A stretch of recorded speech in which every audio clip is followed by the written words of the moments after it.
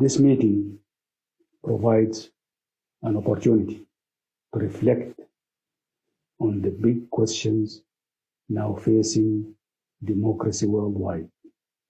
The contemporary political landscape possesses complex global challenges that are shaped by globalization, geopolitical power shifts, and changing roles and structures of supranational organizations and institutions, not to mention modern communications, transnational phenomena such as migration, climate change, and rising inequality. In the decade following the Cold War, democracy flourished around the world as never before. Since then, there have been several well-known setbacks and even reversal of democracy across the world. The rise of authoritarianism and populism, including in the developed countries of the West, usually regarded as the bastions of democracy, gives pause for thought about the very nature of democracy itself. I do not think, however, world citizens have rejected democracy so as to make the claim that democracy is in decline.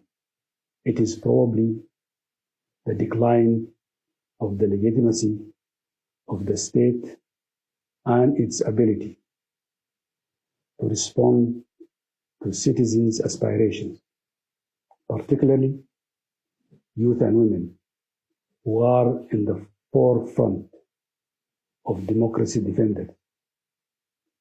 Popular demand for democracy remains strong from Sudan, Myanmar, and Sri Lanka. People continue to risk their lives in the pursuit of freedom in their countries. The expression of the discontent with the state and formal institutions can be observed in the emerging alternative forms of democratic and civic engagement worldwide, but more so in the global south.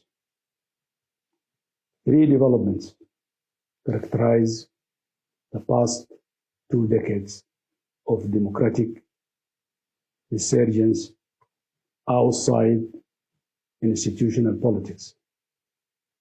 These include local and grassroots democracy, social media and cyber democracy, and the expansion of private TV and radio broadcasters, including digital radios run by political parties and interest groups.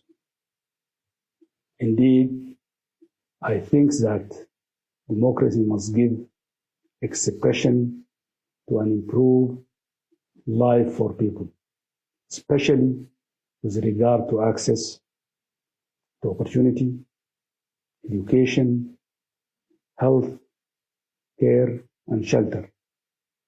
This is why, in my view, the state must set development as its primary task.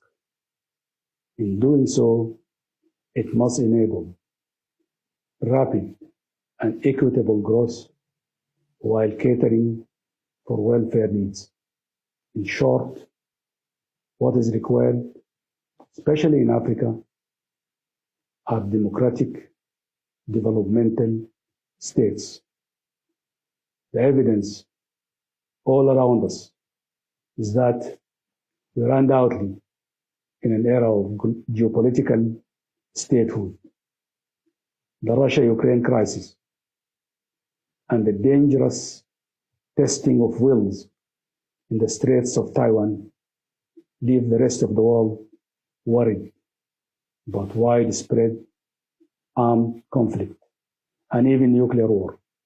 Nevertheless, the world must not return to the era of superpower rivalry of the Cold War and competition at the expense of democracy and development. The fact of the matter remains that the alternative to a democratic recession is the democratic resurgence. Democracy is still the most cherished aspiration of people all over the world. I wish you a successful and fruitful meeting.